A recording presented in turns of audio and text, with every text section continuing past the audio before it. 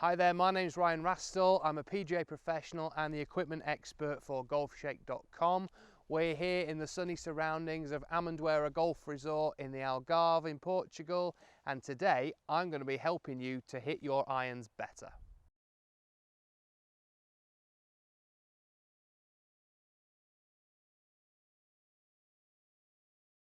So there are obviously many reasons why we don't strike irons well, okay? So today I'm going to talk about a few little fundamental changes you can make to really increase your chances of hitting some good iron shots. Now, a lot of what goes wrong in people's golf swing starts from a poor setup. So we're going to go through the fundamentals of how to set up to hit good iron shots. And then we're also going to talk a little bit about what we do during the swing and how we encourage a decent strike on the ball. Okay, so let's talk about setup to start with. So I've got a 7-iron here. You can see it better from this face-on position. Now, I would hit 7-iron middle of your feet all the time. So middle of the stance. I've got an alignment stick here to help me with my target line, but we want the ball in the middle of your feet. Okay, we want the weight feeling pretty much 50-50, maybe just favouring the left side a touch. And the reason I say that is because a lot of the people that I teach tend to, as they take the club back, the weight moves onto the right side and then they get stuck behind it. So they're almost in a position where they're trying to help the ball in the air, sometimes won't take a divot and just take the ball very cleanly, so either thin it, or if they do make good contact, it tends to go really high and not go very far. So one way that you can help yourself to get through the shot better is to feel a little bit more weight stay on this left side. So I'm just going to hit a few little 3/4 swings now, and I would always encourage players to do this because when you're swinging slower, you can actually feel what you're doing differently in your golf swing a little bit better than you can at full speed. So I'm just going to hit one now, 3/4 speed, and try and feel myself move onto the shot more.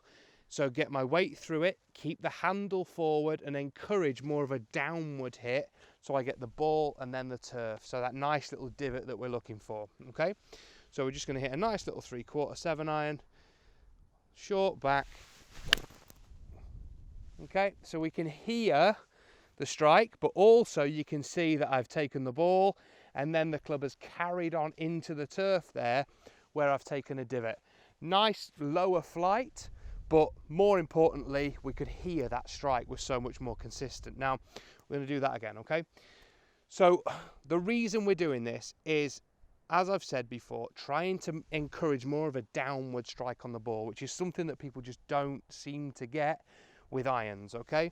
And it's really important. So getting that weight shifting onto the left side and getting ahead of the ball. When we see all the best players in the world, when they're in the strike position, that weight tends to have started coming off the right side. The hands are forward, so we're taking some of the loft off, and they tend to initially start the ball much lower than most people that I coach, all right? So really affecting the loft on the club head and decreasing that in order to get it going through the turf better. So what we're going to do is feel that weight lean forward, 3/4 backswing, and really drive into the turf and get that flight that we're looking for. So you can see 2 there, pretty much exactly the same where I've gone into the turf and where it's exited the turf afterwards. So you can see that club going downwards. Try that drill when you're at the range, working on your game, and you'll certainly find a difference in the way you strike it, the way your ball flight reacts, but also your accuracy. And who really can ask for more than that?